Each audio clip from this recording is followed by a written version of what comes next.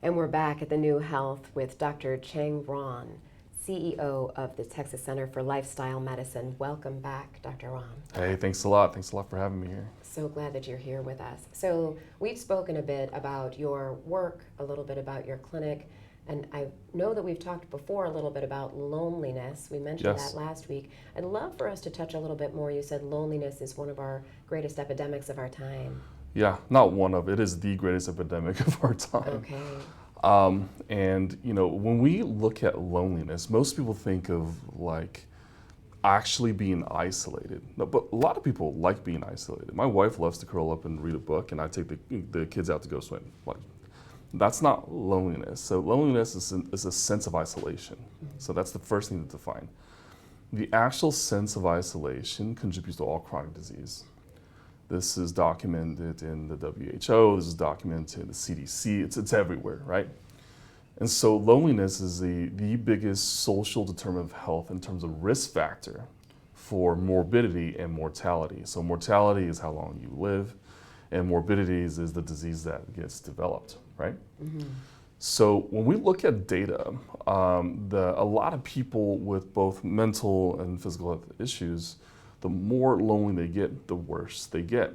But what happens is when there are more reach outs and touch points between family and friends and church or temple or whatever it is, like within the community, the disease states, they magically either stabilize or they even kind of go back, right? Mm-hmm.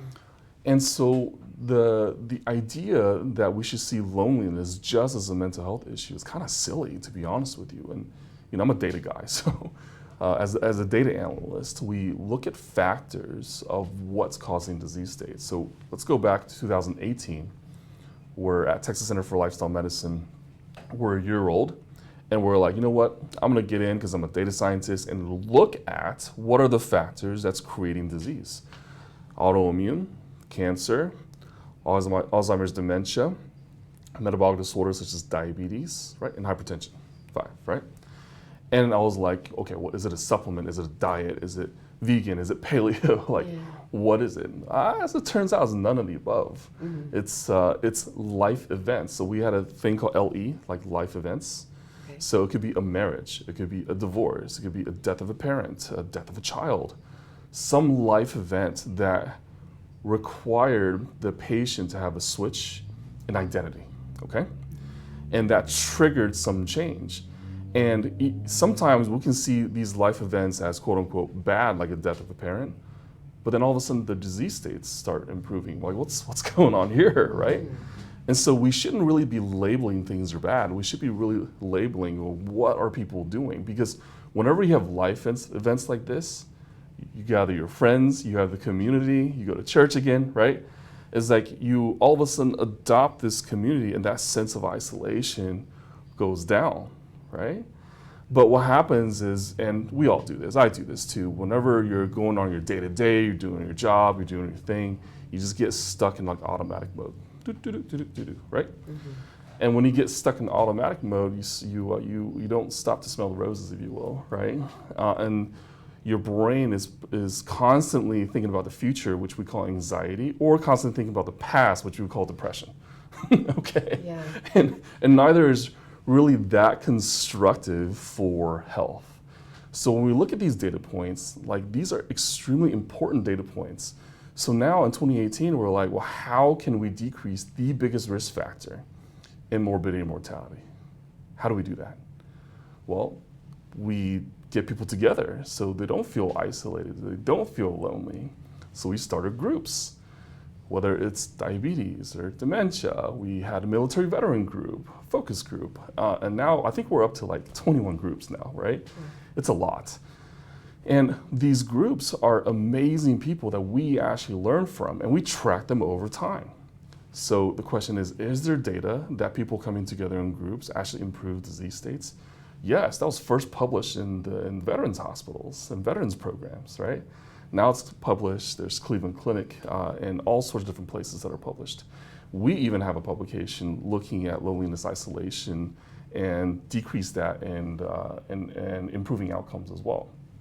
And so the idea that loneliness itself can be a risk factor for disease is not that surprising. Humans are designed to be in packs. We're designed to be in tribe. We're tribal people, right? And because we're tribal people, we have to feel like we're a part of the community. So if that's the case, wouldn't the parts of the world with the best communities have the longest living people? What do you think? Yes. Yeah, these are called the blue zones, Yes. right? Yeah. The blue zones, and you can watch these, documentaries on Netflix and everywhere like that, right? What is the one factor that ties everything together? An impeccable sense of community. The older you are, the more you're cherished. The older you are, the more you're cherished, right? And that's what we want to do at Texas Center for Lifestyle Medicine. Wisdom comes with age. And guess what? When you're cherished, all of a sudden your memory doesn't decline as much as it should be, right? Mm-hmm. And you're more involved, and there's a lot of joy there. Is because when we value seniors, mm-hmm. I mean, that is when the entire population of humans can thrive. And we used to be that way a lot, but I think we're going away from it. Yeah. So tell me, what can some of our viewers at home do when it comes to this loneliness? I mean, you are in Houston, right? So people can find you and find your groups and join, correct? Yeah, absolutely. So, and beyond that, what else could our viewers at home do? Yeah. So first of all, I think really simply, and if you're thinking about loneliness and isolation, you should have a quick audit, right? When you wake up, what do you look forward to in the morning? And if you have a hard time thinking about that as an answer, then there's loneliness and isolation, even if there's a lot of people around you, right? Mm-hmm. So that's a good audit. The second thing is when you do go out, how many times per week are you doing things just for you? Like just for you, okay? Not your kids, not your wife or husband, just for you. If that's under 3, then perhaps there's a bit of isolation that's there, right? So that's the second audit.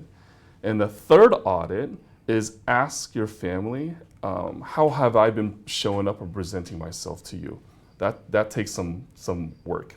Yeah. But those are 3 really good audits that if you do that almost on like a weekly basis and track that, you'll realize a lot of things about yourself, and then you can make decisions to really impact you. And if you do have chronic illnesses, disease states, mental health challenges, physical health challenges, we do have a ton of groups here at Texas Center for Lifestyle Medicine. So it's texascenterforlifestylemedicine.org. You can request to be a new patient, or if you're watching this, you're already a patient, hello, come into our groups. Yeah, that's wonderful. So when we're talking about, I love what you're saying about asking your loved ones how you're showing up for them. Yeah. I think that's wonderful. I know that takes a lot of safety, feeling safe in yourself to be able to ask that question in the first place. Yes. So do you have groups where you talk about those internal mechanisms? Absolutely, yeah.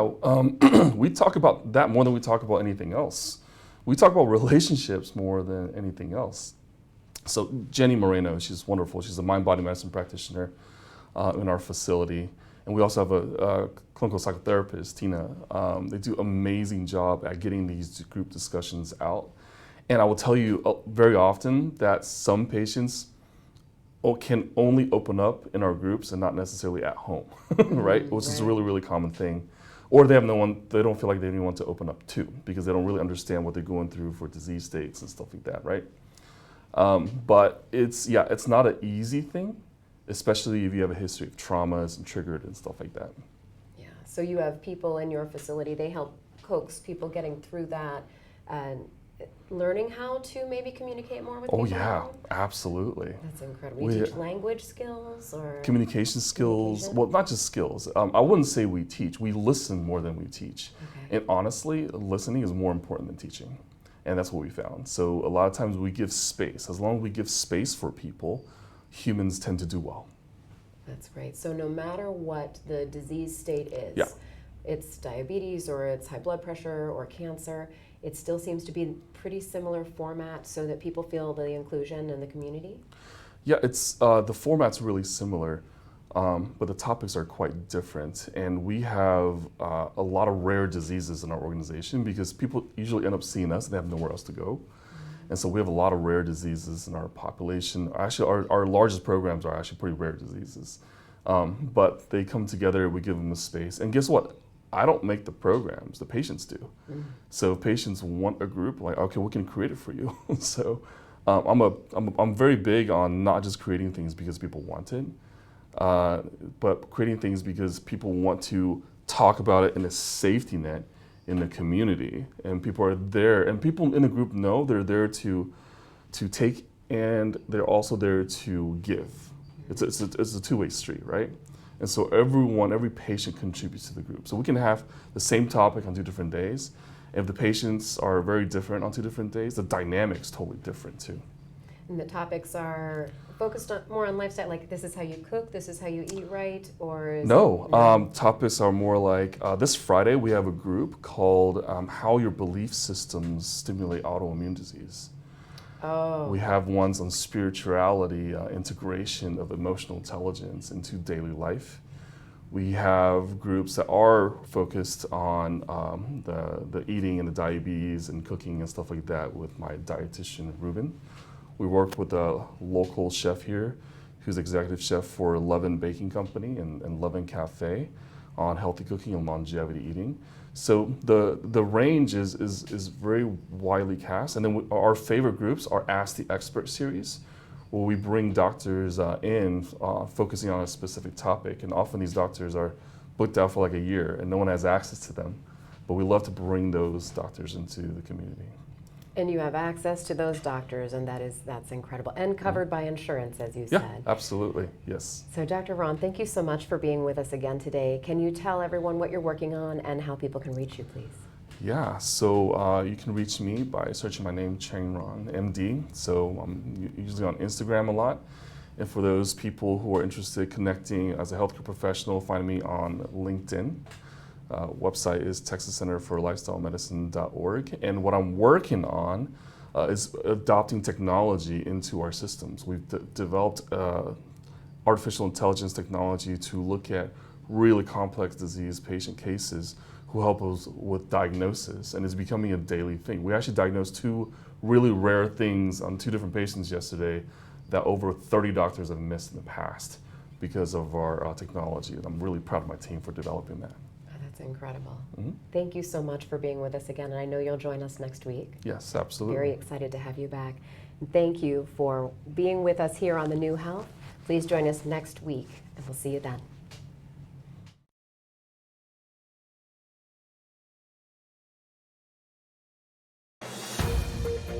This has been a Now Media Networks feature presentation. All rights reserved.